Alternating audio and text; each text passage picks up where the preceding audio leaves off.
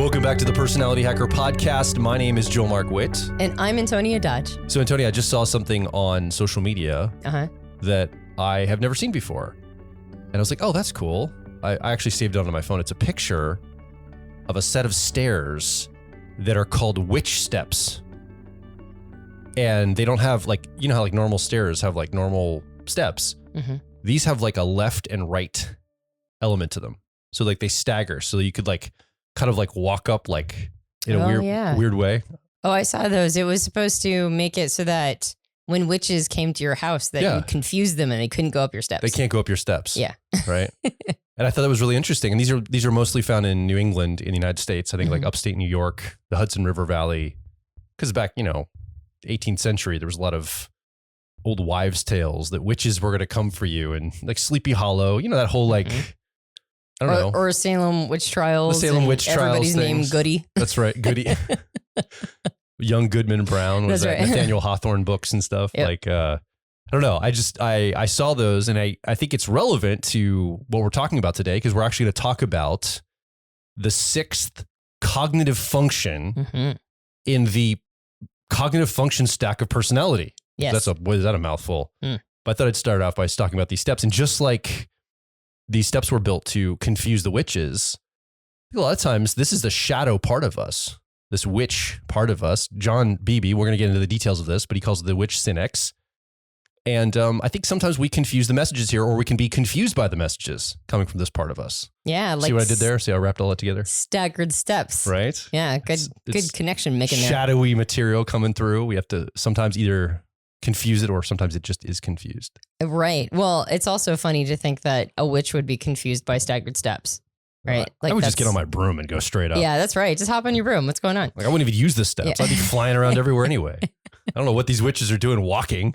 Right. You have a perfectly good broom right there. That's right. That's like the old timey version of those like ride up things for steps, right? Yeah. That the old folk use. Maybe that's where they came into. Yeah. Into vogue. This is the style at the time. That's right. But instead of one of those seats, it's just a broom. Yeah. Like right up. So, yes, we will be talking about the sixth function. And in case you are new to type learning how cognitive functions work, we're going to do a 3-part series on this one. So we can explain the theory first and then talk about the practical application depending upon your personality type. But we're not just going to talk about the sixth function. We're going to talk about the sixth function specifically in terms of developing it for career. Yeah. And this is something I picked up from our friend, Dr. Dario Nardi. He was mentioning that there's been a bit of a theory that your sixth function is most useful when you're developing it for career purposes. And I thought that was really fascinating. I still am not 100% sure if he came up with that or if he sourced it from somebody else. I will have to ask him in about a week and a half, because we'll be doing our live profiler training event, and he'll be one of our speakers. Yeah. And so I'll ask him then if this is something that he came up with. I think he sourced it from somewhere else. I still don't know where. But that said, the more I've thought about it, the more I'm like, no, I think it's right. I think that's actually a pretty solid way of building a good connection with and integrating that part of who we are. Yeah. So if I was listening right now, I'd want to know, okay, how do I identify what my sixth cognitive function is? So if you listen to Personality Hacker, we've talked about the 8 functions before, but usually we talk about what's called the CAR model. And we talk about your functions in just the first 4 of them, which are technically called egosyntonic functions. And this is the driver, the co-pilot, 10-year-old and 3-year-old, also known as the dominant auxiliary, tertiary, or inferior, the technical names in the Myers-Briggs world. And we use that CAR model to show you how your mind's working, how you make decisions, how you learn information, some of the strong parts of yourself, some of the weaker, more challenging, uncertain parts of the self. And then that co-pilot, also known as the auxiliary, man, that's a translator for you. It helps you translate some of the best parts of yourself with some of the more challenging parts. And it's a part we often emphasize to grow. Mm-hmm. So one of the easiest ways, and we won't go through all the math necessarily right here, because I don't think, unless you really want to, Antonia, I'll give the quick algebra equation. Okay. If you look at your co-pilot or auxiliary cognitive function, if you know what that is, and your CAR model, and by the way, if you go to personalityhacker.com/CAR model and get more information around this, we also have these in our owner's manuals. Look at the CAR model, you can identify what your co-pilot or auxiliary cognitive function is. All you have to do is flip the attitude of that function. What do I mean by that? So for example, I have ENFP preferences. My co-pilot or auxiliary cognitive function is authenticity. The technical name is introverted feeling. So for me to find out what my sixth function is, I just have to take that introverted and I make that extroverted. And now my sixth function is extroverted feeling. Right. The same thing would follow for you, Antonia. Yep. Except you have introverted thinking or accuracy as your co-pilot. So to flip that from introvert to extrovert, that means your sixth function would be extroverted thinking or effectiveness. Yeah. I think we should, I don't want to go massively down the rabbit's hole of how it all works, but I do want to give a couple patterns that I think help make it a little easier to understand the rest of the theory. You won't disappoint. Okay. I'm sure someone listening is like, yes, awesome. I want to hear the math behind it. Just a little bit. So there, you mentioned that the CAR model, or those are called the first four functions or functions 1 through 4. You mentioned that they are egosyntonic. And that's Dr. John Beebe's, that's his terminology. And egosyntonic basically means we identify with them. Yes. Because our ego is what we know about ourselves. It's our definition of our personality. And so the first 4 cognitive functions are ones that whether we feel like we're good or not so good at them, we understand how they're part of who we are. Yeah. Functions 5 through 8 are what are called ego dystonic, meaning that we don't really identify with them and we don't see how they're part of us. And so they are also referred to as shadow functions. The easiest way to understand the shadow is what we are unconscious or unaware of inside of ourselves. So the shadow doesn't have to be this big murky place that's filled with all sorts of bad news. It's just the place where we're not as familiar with who we are in those parts of ourselves. And we've done podcasts on the shadow multiple times. We've done podcasts on the 8 function model multiple times. So if you want to get a deeper dive into it, please feel free to go look up those podcasts. Yeah. So it's a murky place with good and bad material there. Because it can be challenging, or it could be really good stuff that maybe you're not allowing yourself to see about who you are. Yeah. Or it could be totally neutral. Right. Totally it's just stuff that you are unaware of yourself. And when you make it aware, it becomes ego material. That's right. And the first 4 functions are mirrored by functions 5 through 8 because there are 8 cognitive functions in total. So each personality type has 4 of those 8 functions, those Jungian cognitive functions, the mental processes that help us understand how, understand new information, take it in, process it, perceive it, and then determine its value and worth by judging it and and determining the should of how things should be set up. We have 4 of those 8 Jungian cognitive functions that we identify with. And again, whether we think we're strong or weak at them, it doesn't matter. They're still kind of part of how we see ourselves. Functions 5 through 8 are the functions that we don't, but they are still inside of us. And that's the important thing to remember is that we still have access to them and they're still operating in our life. They're still influencing us and we're influencing them. And whenever we do quote unquote shadow work, if you are a type enthusiast, now people do shadow work that know nothing about type. You can do shadow work no matter what your access tool is. But in the world of Jungian functions and Myers-Briggs personality, what's convenient is that those 4 functions that are ego dystonic or functions that we are not identifying with make really nice on-ramps to parts of ourselves that we would otherwise never identify, and we would do what's called disown, which is push away and not look at and not acknowledge as a part of who we are. So as you mentioned, when we talk about the 6th function, basically the way that the algorithm works is you take all 4 of those first functions, the first 4 functions that we're identifying with, and then functions 5 through 8, as you just mentioned, mirror them, but they point the opposite direction. So for me, my first function is extroverted intuition. We call it exploration. So my 5th function would be introverted intuition, or what we call perspectives. It's still intuition. It's still the strongest part of me, but it's pointed the opposite direction and all the way down. So as you mentioned, that 6th function then, if you follow that same algorithmic formula, the 6th function would be a mirror of the 2nd. Now, the reason why this is important is we are taking this model from Dr. John Beebe's 8 function model. And in his 8-function model, he doesn't just talk about the order of functions 1 through 8, but he assigns to each of them an archetypal energy or an archetype that lives inside of us that has that function as its favorite tool. So that's important to understand, that it's not a 1-to-1 correlation. It's not that this function can only ever be used with this archetypal energy, or that this archetypal energy inside of us is only ever uses this tool, but there is a strong relationship between the two. And so the relevant piece there is when we talk about the 6th function, we're going to talk about it in depth using the archetypal energy that Dr. John Beebe has ascribed to it, or says that has the archetype that has a relationship to it. Yeah.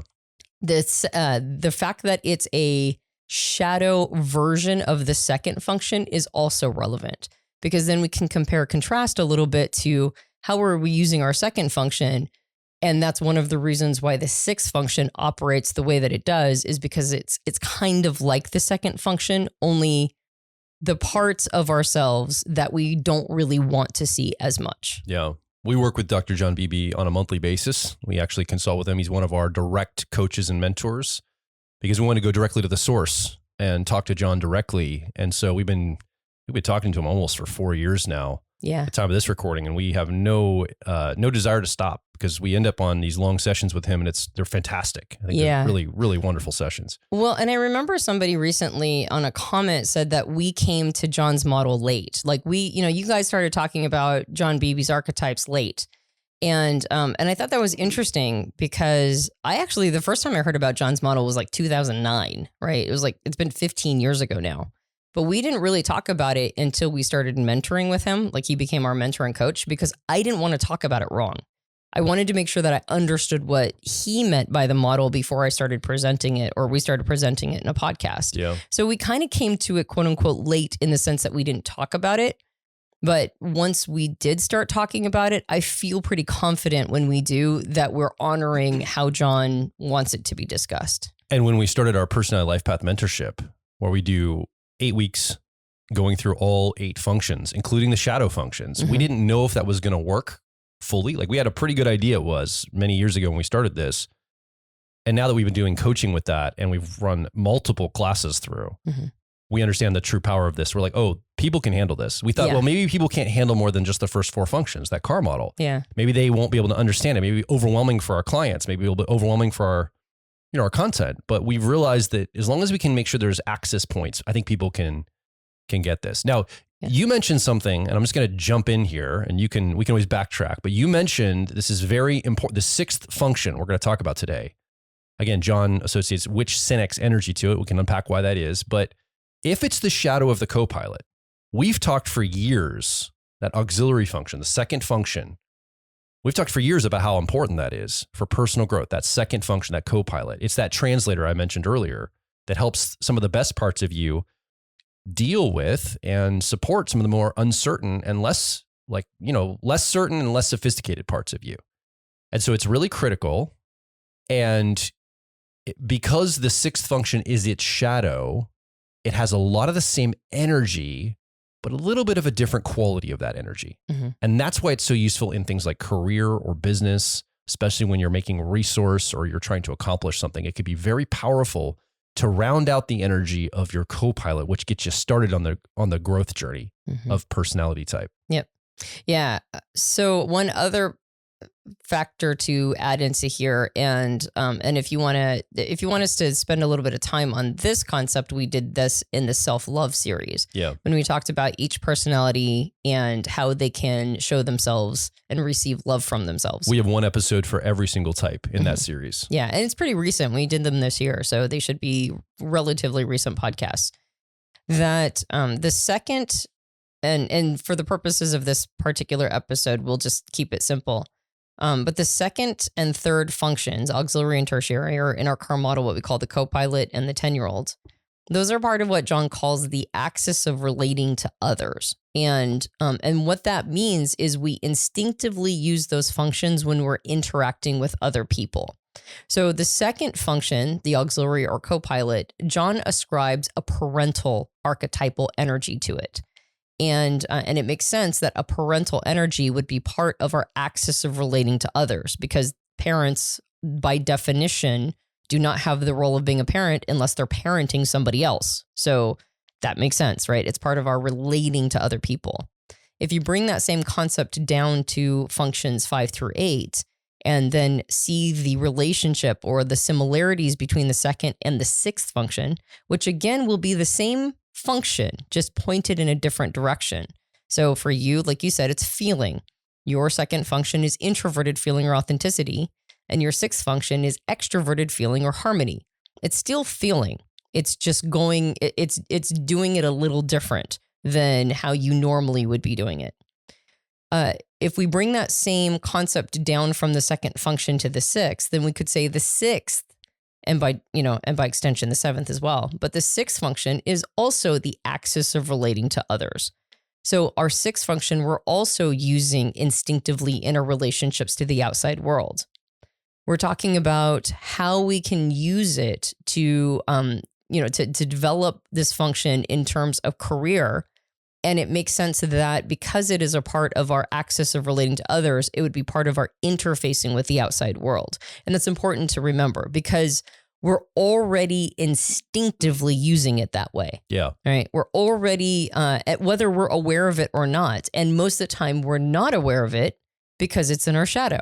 Right. So let's also remember what the premise is. The premise is that this is a part of us. This sixth function is a part of us that we're really not that consciously aware of how and when we're using it, how it's showing up for us.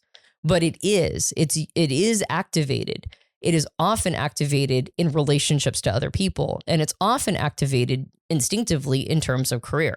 So all of that groundwork, all of that theoretical groundwork is laid to say, we're going to be talking about a part of ourselves that is already operational. It's already happening. It's already probably happening in career.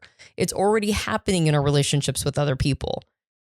Now let's try to see how it's operational or operating for us as individuals in order to integrate it. And integration is simply a Jungian term to say, let's make that less unconscious. Let's make this less of a shadow piece of information. Let's bring it up into our awareness and then go, oh yeah, that is how I'm using it, isn't it? Or that is operating inside of me.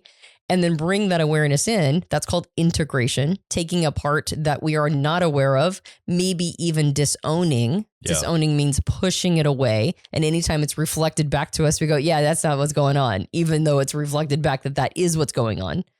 Instead of letting it kind of happen to us, let's take a little bit of power and control over this. Bring it in, own it, right? Integrate it and see if it can't help us out. Yeah. As opposed to operating in a way that's kind of shadowy, pulling strings from, like the sort of the underworld. Yeah. And then having it happen to us in a way that's not optimal. We were in Seattle for our last personality profiler training event that we did on the West Coast because people have been begging us to come to the West Coast. So we did. And you're welcome. We finally made it. my friend Joel, INFJ Joel, lives out there, and we hung out with him because we were in the area. And I said, hey man, I need to get you. And I started to talk to him about maybe helping us with some of the card decks because he's a graphic designer. He's got some design skills. So some of the personality card decks I want to develop around archetypes and some other things that we're building. And I was like, and can you get involved? And I'm talking to him. He goes, Joel, hold it. He pushes back on me a little bit. He's like, man, you are a recruiter. You just recruit people like crazy. You recruit. And he's known me for a long time. He's like, you've always been a recruiter. I'm like, I really like that identity. I think I am a recruiter. I really do recruit a lot of people. And I realized reflecting on that, I think that's my sixth function of extroverted feeling or harmony that likes to recruit people to get the coalition to come in. It's the part of me. I never really, how does your sixth function come up? It's shadow material. So what's it doing for me? If it's operational, like you say, well, part of it is paying attention. How is it operating? What is it doing? Where are you seeing it already show up in your life? And obviously in my career and our business and the things we do with Personality Hacker, I do tend to recruit people. I almost just want to get them on the team. And sometimes I don't even have a plan for people. I'm just like, get on the team. Let's just do it. And I've had to really throttle this. It's unconscious, right? Just getting more people together is going to help it for some reason. Yeah. So that's one way that I've just kind of identified that extroverted feeling or harmony, which is the opposite attitude of my co-pilot as an ENFP with ENFP preferences. That extroverted feeling harmony is trying to gather and create coalition and bring people together for consensus. Yeah. I thought, okay, well, how is it gumming me up in the shadow of it all?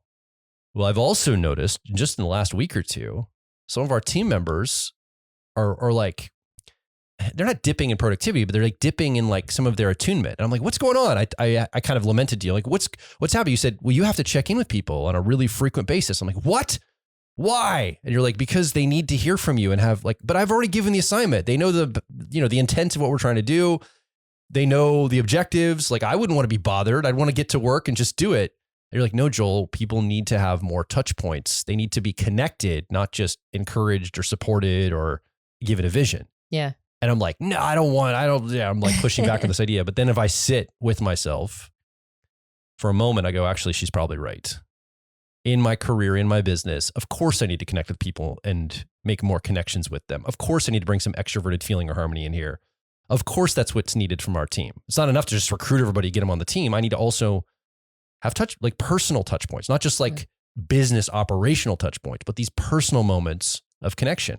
So as I'm looking at my sixth function, I've had a sense of how I've already been using it. Mm-hmm. And now I'm starting to see some of the shadow of where maybe I didn't like the parts that I need to start to use and I've been pushing them away, or I have some availability to bring some of that into my life. And those are just two very simple examples. There's tons more for me to explore. Yeah. So as you're listening along, if you identify what your sixth function is as we talk, be thinking about how am I already using this in my life? Where are some ways that it's showing up thematically? And where are some things I'm blind to? Like, what am I not seeing? Or what's some opportunity that I have for this? Yeah. Yeah. It's really easy for me to see it because my sixth function is extroverted thinking or effectiveness, which we always think of that as the business function, right? Yeah. Getting things done, projects and that sort of thing. So it's a little easier for me to theoretically understand how it would be optimized or optimal for me to bring in more of in a business or career context. But all the other functions, it's taken me a little while to see it show up. I've had to observe and study clients and figure out how it's showing up for everybody. So in this particular episode, we're just going to lay the track of the theory. In the next two episodes, we'll talk about specific functions as a sixth function. Let's do it. And we usually start with perceiving functions. So we'll start with the EJs and the IPs and talk about how their sixth function can help them career. And then we'll talk about the judging functions, the EPs and the IJs. But it's good to identify that first, and you probably will have some confusion around it, unless you're an ETP like me. And it's like, oh yeah, I could totally see how that's necessary. But most of the other types have a little bit of confusion around how their sixth function is going to help them out. And I think, like you said, just taking a minute to identify it and ask, how is it showing up? So let's hit some beats of to round this theory out, to sort of keep it high level on a 20,000 foot view. Talk about why it works the way that it does. Like, why would the sixth function even be advantageous in a career in a career context? Yeah. And then after we land the theory, then we'll move on to the next episodes and talk about specifics. I think one of my superpowers is not giving accurate information and screwing things up so people can understand stuff. Does that make sense? We call it the witch Senex, but one thing I like to do, this is a bastardization of how to think about it, but it just puts a little mental framework in my head just so I can latch other content onto it. So what I'm about to say is not accurate. Okay. But I think it's helpful. If the co-pilot is parental energy, I like to see the sixth function as grandparent energy in my own life. Yeah. Like, it's not parental, but it's like grandparent. It's like the next level beyond the parental. And there's a different quality to grandparent energy than parental energy. And so I just kind of have that quick little framework in my head as we talk about the other qualities. It's just a nice little framework that I have that helps me personally keep it simple and in order in my own mind, even if it's inaccurate. Yeah, I could see that being the case because you mentioned it offhandedly a couple times, but I want to land it a little stronger. So the archetypal energy that's associated, excuse me, with the sixth function is the witch / Senex. So what is a witch or a Senex? Well, they are people who are on the peripheral of society that are usually associated with some kind of arcane knowledge. Senex in particular is usually associated with wisdom, but which could also be another name for hag or for crone. And crone particularly refers to a wise older woman. So the witch or Senex is given this attribute, this archetypal energetic attribute of older and wiser. So I think grandparent isn't inappropriate. I think that makes a lot of sense. But not necessarily the grandparent that's baking you cookies every time you come over or hanging a sign that says grandchildren spoiled here or whatever. Yes. Like, it's not necessarily that kind of grandparent.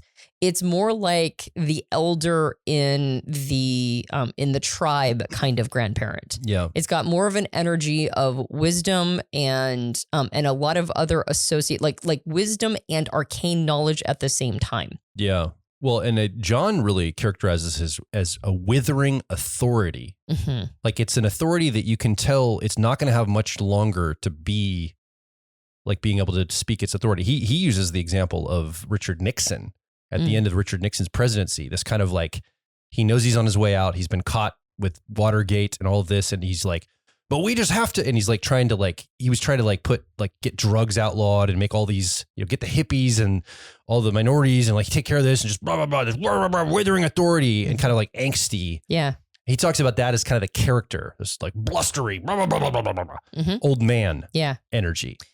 And there's, I think, that qualitative nature to it. Yes. And that's one of the reasons why it's important not to just attribute an archetypal energy to this, but also to recognize that it's different when we are unaware of it. Yeah. So there is the integrated version of this, and then there's the disowned version of it.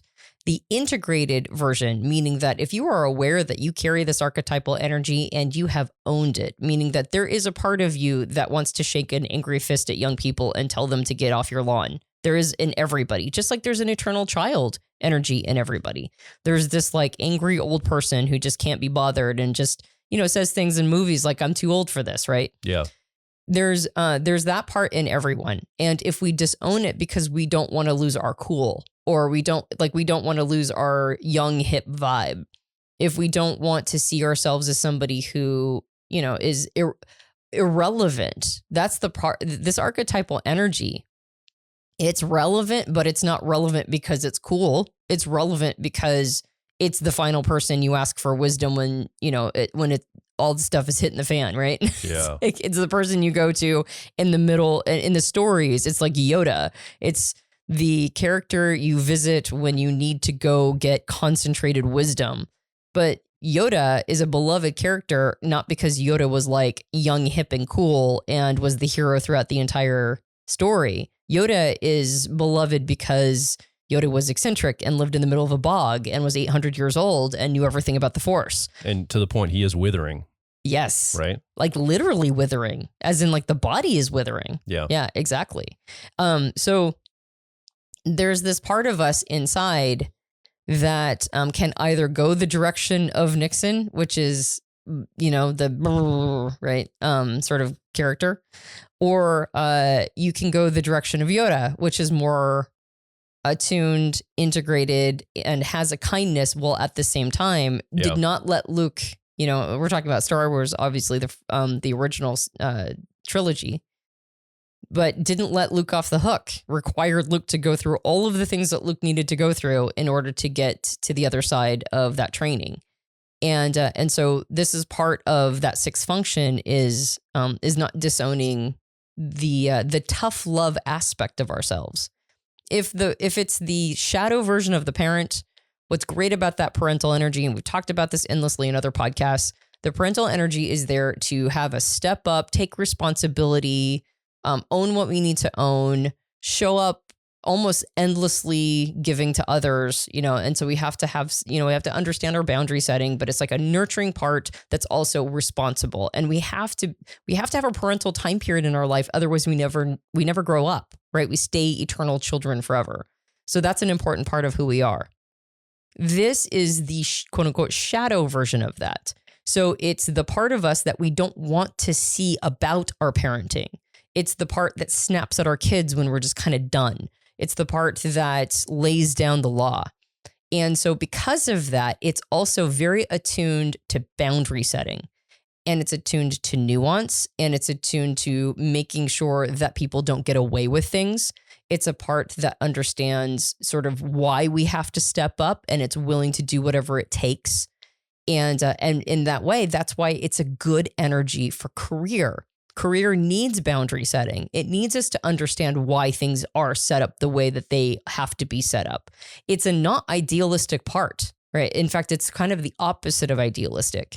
It takes life as it is, and it understands things with a wizened perspective because it's been around for a long time. And it infuses some of those values into whatever it's doing.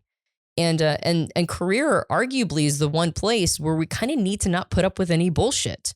And the more we'll put up with in our careers, usually the more we lose. Like it's the part of us that doesn't fear asking for a raise. It's the part of us that when we are responsible as a team lead or as a manager doesn't put up with our, the people who are working for us goofing off and messing around. It's the part of us that realizes that results matter, that we're not just here to clock in, clock out and get a paycheck, that we actually have to lay down some groundwork and get things done. And if we don't, well, then we're all in trouble. It's the part that will make sure that others are stepping up, and it'll make sure that we're stepping up as well. So one of the things I want to pivot over to at this point is to talk a little bit about basically the integration of this part of ourselves, the sixth function integration. This is a shadow part, and we can apply it maybe topically to a couple different areas of what it can do for us. When we talk about the sixth function, remember this is the shadow, and anytime we're talking about shadow, integration means to recognize and own something. Often with shadow material, we don't like to see it. We like to push it away. And we've talked about this in other episodes that when you are triggered, somebody says something and it triggers you, well, that's probably shadow material making itself known. And what do most of us do when we're triggered? We're like, oh, that's that person's fault. And we project it outward and we do not own it, see it, or recognize it about the self. So the first step here is to, when this is reflected to us, the shadow material of our any of our shadow material, but particularly the six functions we're talking about today, I want to see it. I want to say that is me. That's not the other. That's not something else. That is coming from me. It is in my shadow. Okay, what do I do with this now? And I think that's really important to not push this away. And the other comment I also want to make here too is that when we asked you to identify your sixth cognitive function for your specific personality, your sixth cognitive function is not which Senex energy. Mm-hmm. It is its function operating. You have the archetypical energy of which Senex, this kind of energy inside of you archetypically.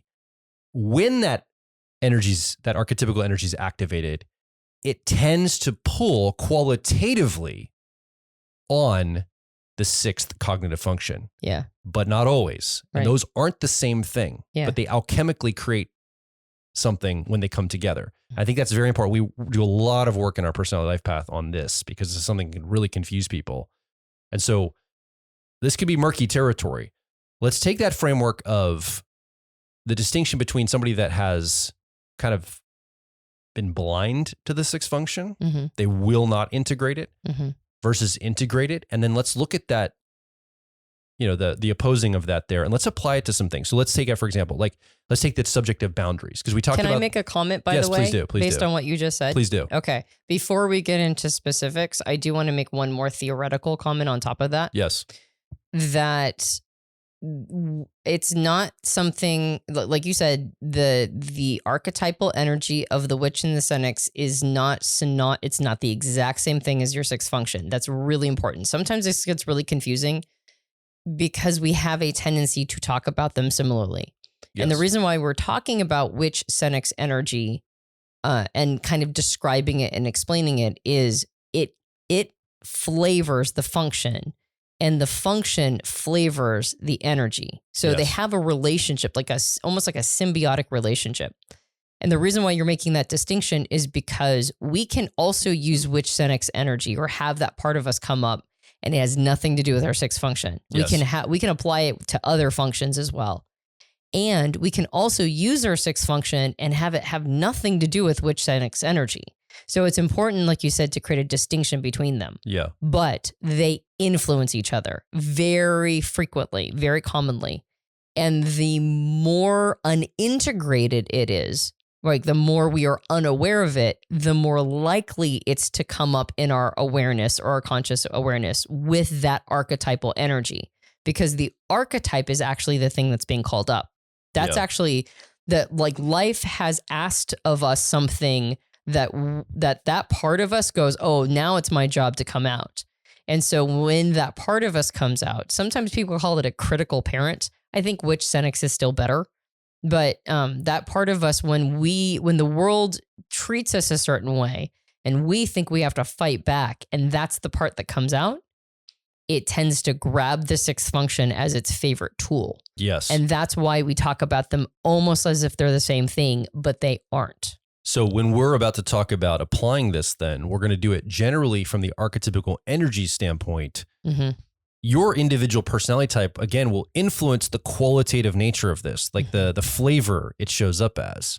But we're going to talk at it as it's just its archetypical energy. And then in the next couple episodes, we'll apply it to specific functions to show how alchemically they come together to create something. That's right. And one more track I want to lay is that you're using your sixth function or it's influencing you.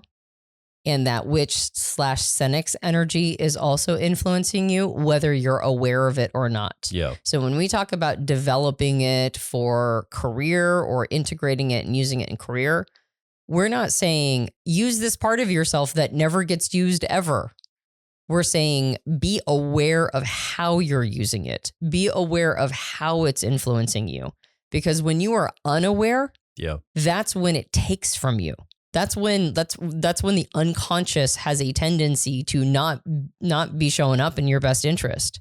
But when you integrate it, when you're aware of it and you observe it and you own it and you do your best to influence how it's showing up, that's when it actually gives rewards. Yeah. So that's what we mean by integration, or using it for career. You already are actually. That's the most likely thing is that you already have a relationship with this function in a lot of different areas of life, but particularly your career, you already do. But it might actually be undermining you. It might be doing bad things for you. Integration and being aware of it and shining a light on it means that you can switch that to, instead of it taking from you and maybe undermining you, instead supporting you and doing good things and giving you rewards for bringing it in. Yeah. So let's just apply this. There's the 4 qualities, and there's more, but these are just 4 we're going to choose to do this right now. Mm-hmm. Boundaries, critical eye, because which Senex energy can be a critical eye, high standards and accountability. Let's talk through these. Okay. So again, the framework is integrated. This part of you is integrated versus non-integrated. You're not seeing it or you're pushing it away. Yeah. If we talk about boundaries, so we're talking about the sixth function in relation to boundaries, whether we push the sixth function away or we've integrated it, what is the way we can look at this in our own lives? Like, how do we see this? Kind of that framework again, the integration versus pushing it away when it comes to boundaries specifically. Yeah.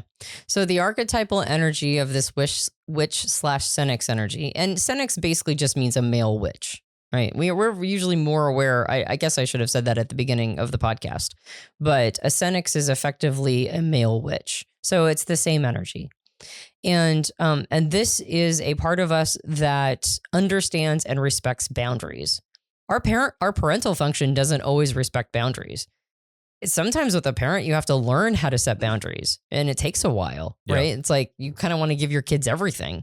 And if you don't set boundaries, you go, oh, that's actually, I'm spoiling my kid, or it's actually turning out bad, so maybe I should do so. This is the part of us that instinctively understands the importance of boundaries. It's like, no, I'm not going to do that. You're not going to do that. That's not allowed. That's not permitted. And that's a good thing. Boundary setting is really important. And in career, it's really important because it knows where to draw a line. If we don't know how to draw a line in career, then we'll get overworked. we'll spend more time working than spending time with our family, right? Or we won't know when somebody's taking advantage of us, or we won't stick up for ourselves, which you have to do in a career context. Remember that whole thing back like 15 years ago, maybe even 10 years ago, it was like, hey, come work and write some blog posts for my business. People would say, and like, you get a lot of experience. Yeah. This energy, like setting boundaries around that kind of thing. This would have really helped a lot of people during that time, that freelancer time when it was like, no, you'll get the experience. We don't need to pay you. Right. The experience is Exposure. worth way more than money. Yeah. Yeah, exactly. And so the witch Senex would say, actually, I need some cash. Yeah, I'm going to need to get paid. Right. Or I'm going to need to understand how this is actually like definitely helping my career trajectory or career capital. Like exposure is not enough. Like what's the next phase? So understanding boundary setting is really important career, because otherwise you will get taken advantage of. It's also a way for us to recognize our own excesses and what we're asking of other people that isn't appropriate. So recognizing where a boundary goes in career is crucial. On the other side, though, if we don't do that, if we set too harsh of boundaries, right, and we're the ones who are doing it, we might be exploiting others, which we don't want to do. Or we might be rigid around change. We might not be okay with new ideas. We might have like not just created a boundary, but almost kind of isolated ourselves. And if we do that, then we're not open to new ideas or new opportunities or working with new people. So that the integrated version, when we're aware of how this is showing up for us, how it's influencing us, we can watch ourselves, make sure that the boundaries are flexible, but also that they're not going to, boundaries shouldn't be flexible, but how we're operating around them, and not creating too harsh a boundary, but also not creating too flexible a boundary. It helps us set it like the Goldilocks. We set it just right. And that's the integrated version. If we don't integrate it, if we keep it disowned, this is the part of us that doesn't know how to do that. Yeah. Right. And I've never seen anybody, this is kind of the weird thing. If we feel like we're getting taken advantage of in business, we are probably taking advantage of others in business without us recognizing it. That's the crazy thing. The crazy thing about our shadow material and our unconscious is almost always when we are blaming outward for something, we're unaware of how we are doing it ourselves. And that's why we have to own it first. We have to first recognize how we are also exploiting. And once we do that, then we can go, oh, that's probably why I'm being exploited, because I don't understand where the line is. So what I hear you saying then is, if someone is struggling with boundaries, I think this is what you're saying, and particularly at work, in a career environment, maybe they're infringing on other people's boundaries without knowing it. Maybe it's shadow material to say, oh, am I stepping over the line and I'm not honoring other people's like borders, boundaries, requirements, and I'm just infringing upon that? I mean, I don't think you're saying that's 100% of the time, but you're basically saying that's a good question to ask yourself. If you're struggling with boundaries, people seem to always infringe on yours. Well, and what probably the person wouldn't couch it as that. It probably isn't like I'm really infringing on other people's boundaries. What it probably is you don't have clear definition. Yes. And so you're not really stepping across a boundary. It's the definition's not there. So you're not really aware that maybe you are. Right. Maybe exactly. It's like unconscious, or you've left it a little more loose, or you just don't have you don't have that definition. And when you do it, I'm not the kind of person who would ever do that. So if somebody accuses you of it, you're just not going to own it, because you're like, no, I'm the person who gets my boundaries stepped on. I'm not the person who steps on boundaries. So like you said, the definition isn't there. It's too loosey-goosey. So when you are doing it, you're just not going to be aware of it. Yeah. And the person might never tell you. So you might like just truly never be aware of how you are actually infringing on others.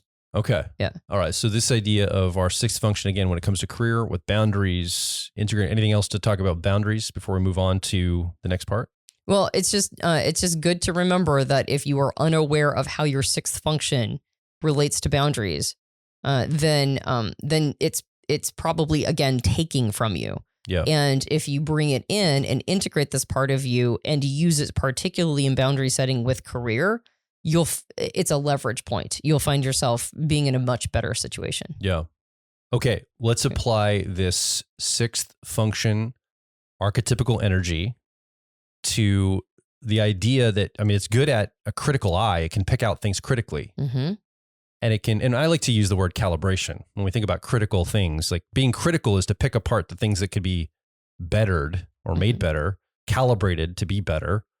I think that's a good way to see it. Now, that's the intent is calibration, but when things dip over into just nitpicking and Right. it becomes critical. Right. Right. But the intent behind criticism is calibration. You're trying to make something better or improve it or ameliorate into something else. Yep. So when we talk about this sixth cognitive function, having which Senex energy, applied to this idea of having a critical eye for things, what does that look like qualitatively? And how do we, when we push out away that function and we don't integrate it versus we bring it in and integrate it, what's the difference there? Yeah. So a critical eye is really good for exposing weaknesses, inconsistencies, falsehoods, right? Anything that's like untrue. It's really good for assessment and making sure that there's quality control, particularly if you have an analytic job or a particularly analytical job. It's good in like risk assessment, and it's good when you're sizing somebody up on the other side of a table and trying to kind of figure out who you're working with here. Is this a good person to be in a career relationship with? So a critical eye is it's important to have, actually.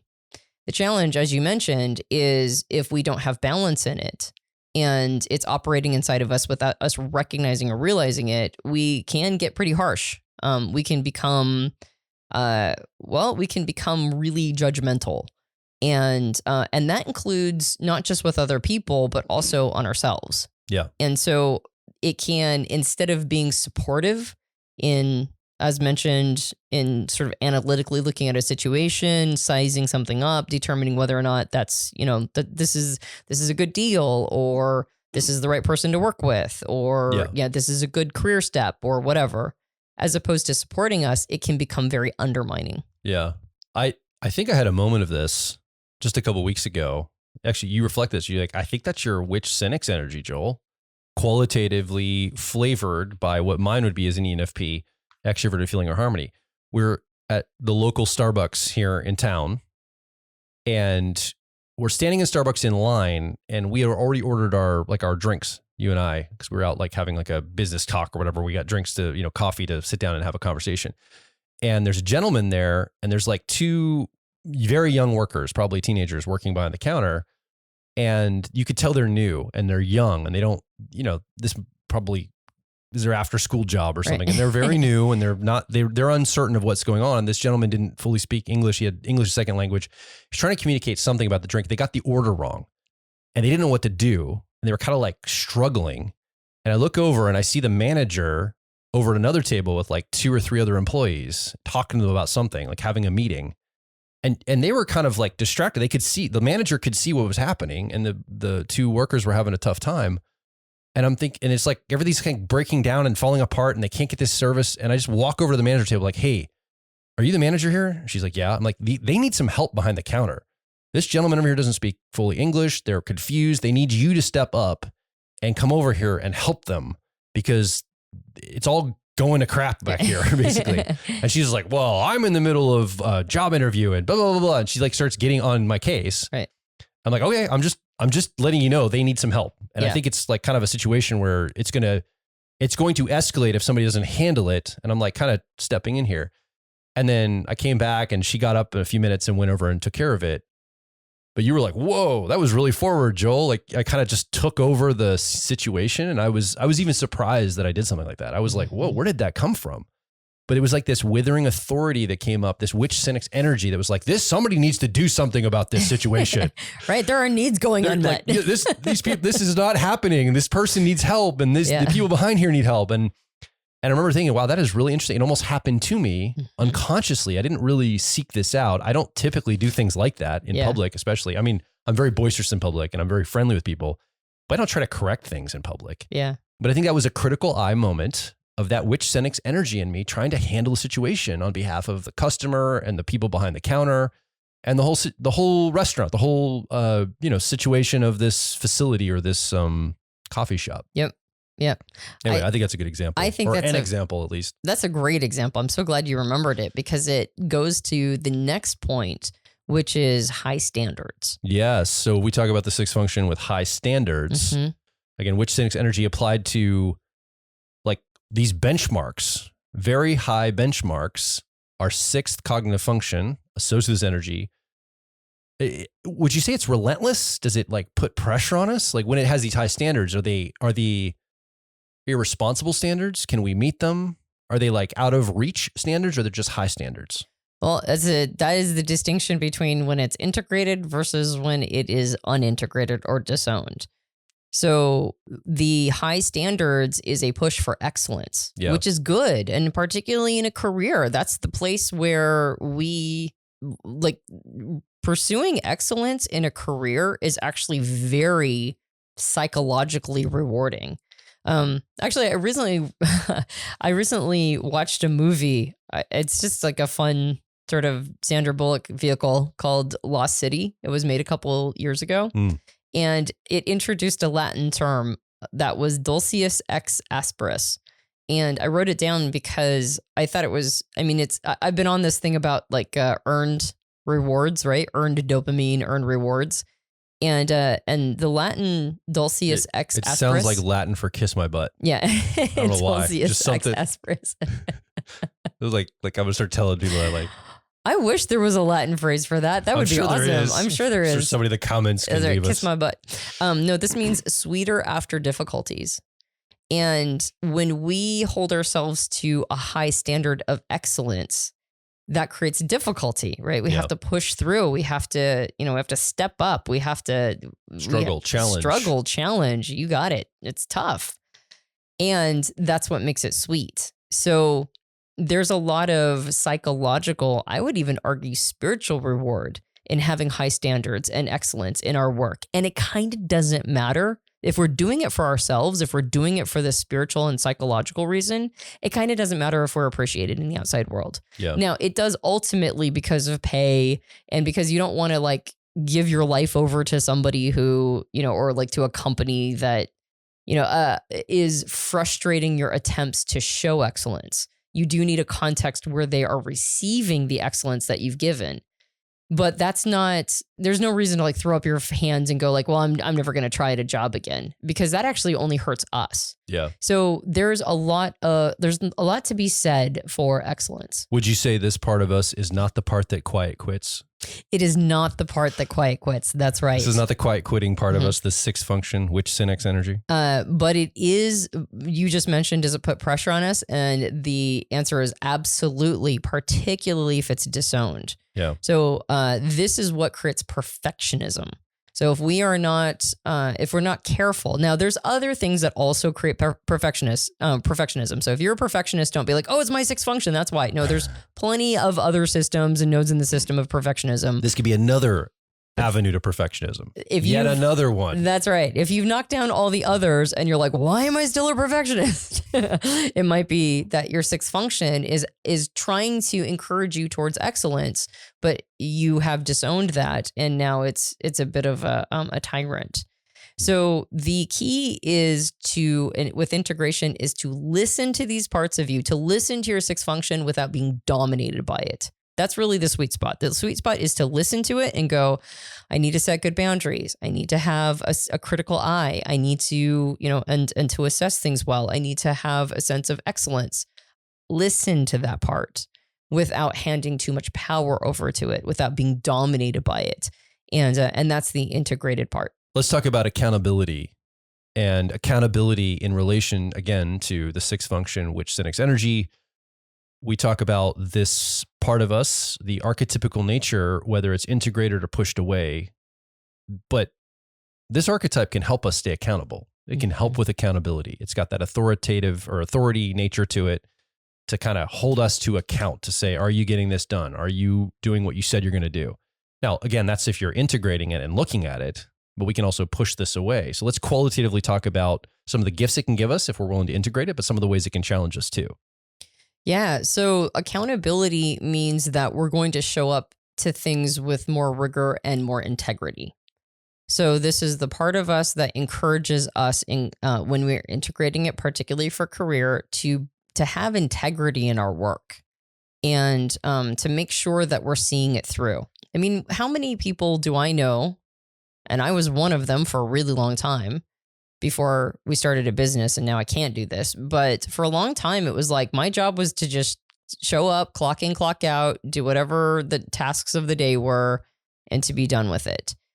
And I never. It sounds so nice. It does now. Now that I'm a business owner, I'm like, wow, that's like all the stress of like where you're going to get the next, like how you're going to make the money and all the business stuff. Like how you get, and the employee quits here, and then this person wants to work with. It's like all that just gone. You just go to a job. That sounds. I fantasize about data entry now. A day job.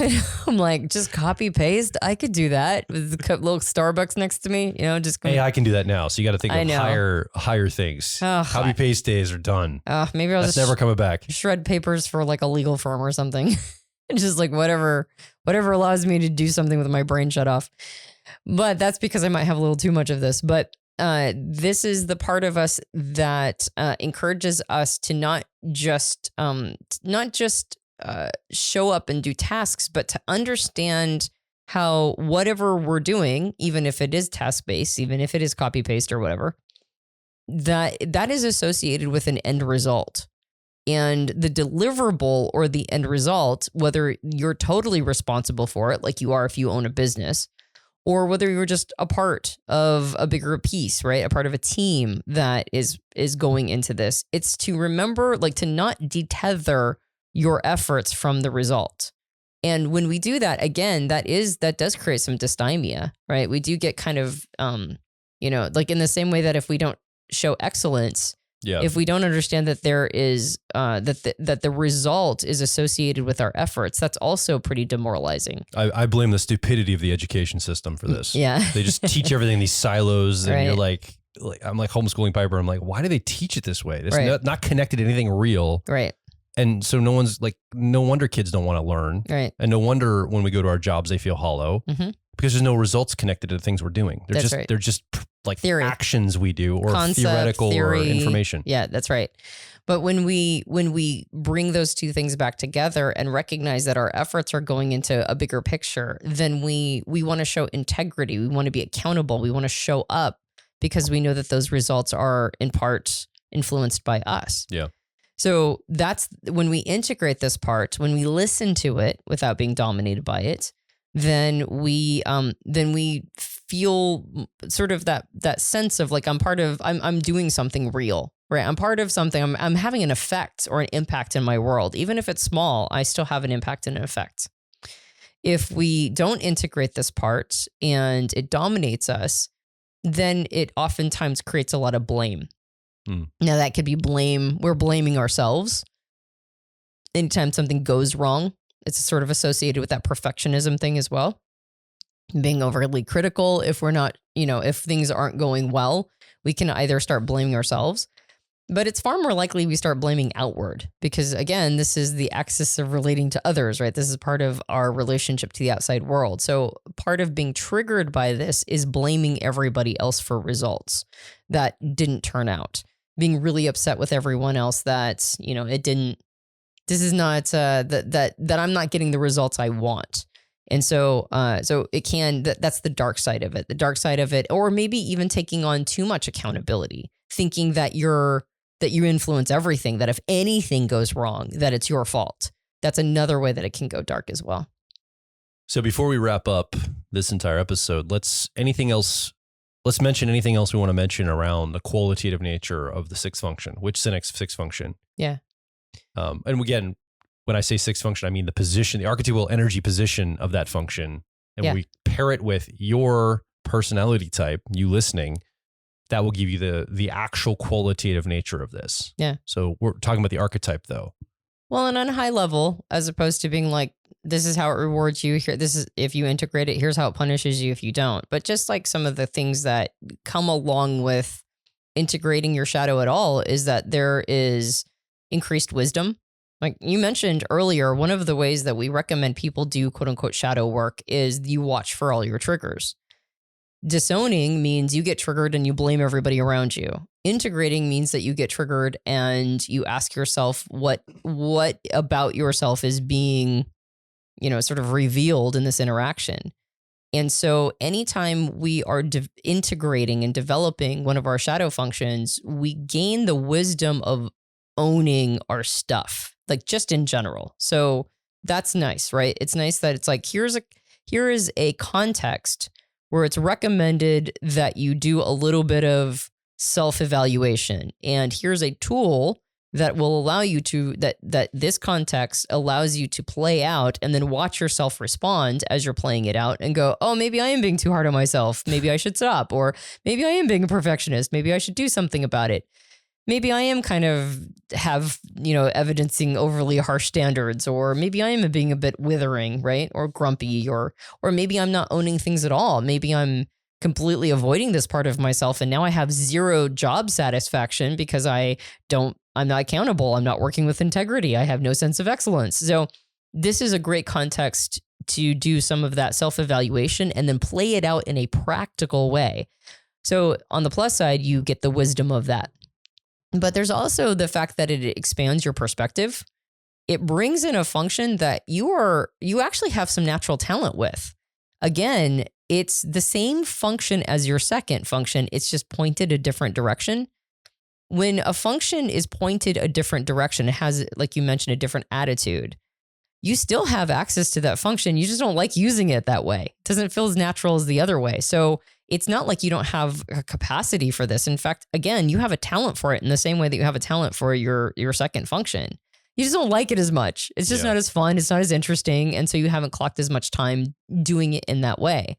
But if you just allow yourself to build some skill there, you've now expanded your cognitive tool set by quite a bit. So it gives you different perspectives. It gives you different capacity for problem solving. It might make you more creative. It gives you an ability to bring in a bit of your shadow, which expands your wisdom. There's like it's hard to overstate the benefits that come from doing some of this work. Yeah. Anything else as far as qualitative nature of this you want to mention? No, I think that's good. I mean, I think I hopefully we sold it. Yeah. Do this work because it's good for you. And your six functions already showing up for you all the time in a way that you're not aware of. And that might actually be undermining you. So put a little attention there and you might get a bunch of reward. Yeah, this is something we do a lot of work with in our Personality Life Path Mentorship program. That is our shadow work program. Really. Right. We go through all 8 functions, no matter where they are for you in your cognitive function stacks. And we look at each week, we look at the quality of each one. We give people exercises to go and try it out and test it in the actual world, and then come back and report your findings. Do a bit of an audit. Yeah. And then by the end, we have a 3 or 4 day live event where we tie it all together. We can do it in person or virtually. And it's really great because when people get to that live event, they've already done so much work, like journaling and writing down the qualitative relationship to all of these functions and the archetypical energies within themselves. We connect it with a systems map. So I can't recommend more the PLP, Personality Life Mentorship, Personality Life Path Mentorship. Yeah. Incredible program. It's a little bit further down the road, like as far as more advanced material. Like it's a big commitment. It's a lot, but it does dive into your shadow. So if you're interested in 6 functions, it's the best thing we have for working with the 6 function. And it's amazing for people who are going through a life change. That's right. Or in transition. Yeah. And I don't think everyone's ready for it. In fact, I would say most people aren't ready for it. The groups are small because you have to be prepared to be able to enter that space. Mm-hmm. If we're offering it at the time you're listening to this, I recommend learning more about it because you might be ready for it. But if you're just starting out, another place to start is with the owner's manual. Personality Hacker has owner's manuals for all 16 personality types. So we have one for your type. And this is a really great place. It just focuses for now. We may add more to it over time, but right now we just focus on the first 4 functions, ego, syntonic. And we talk about your relationship to those, how you can grow and all of those. And we dip a little bit, we talk sometimes in the shadow and all that. We really focus on those. And then if you want to do shadow work, it's PLP. But I would say start with an owner's manual, especially if you're just brand new to this concept or these concepts. And you're like, I'm still working on just understanding my personality type, Joel and Antonia. You're talking about 6th functions and shadowy, murky, ego dystonic material and which Senex energy. This sounds so beyond where I'm at. That's okay. That, not everybody's ready for that. Again, those are two places where you can find access points to get started. And while you're over at personalityhacker.com, because that's where you're going to have to go to get the owner's manual or look at more PLP information, make a comment or ask a question, or more importantly, share your story below this podcast. I'd like to hear, and Antonia would love to hear too, what's coming up for you as you're listening along. What are you experiencing in yourself? What is surfacing for you? What are you aware of now, or what are you not aware of? That's the other thing too, is what are you missing around this? Ask some questions. Let's get a dialogue and discussion started around this topic. And then in the next couple episodes, we're going to actually apply this to all the specific personality types as well. Yep.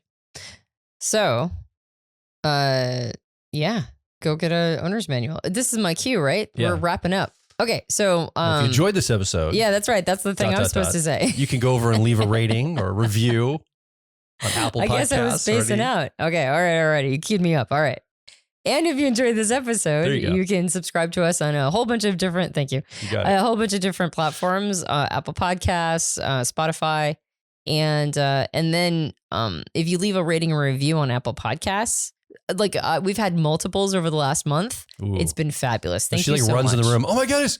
Somebody else wrote one of the I get so excited. She jumps up and down and she runs around the house like a little kid. It's amazing. Okay, it's not quite that much, but that's how I interpret it. I do get pretty happy. She's giddy. Because it kind of feels like I'm talking to a microphone. I'm looking at you, but I look at you all the time. And so it's like, is this a thing? Is anybody listening?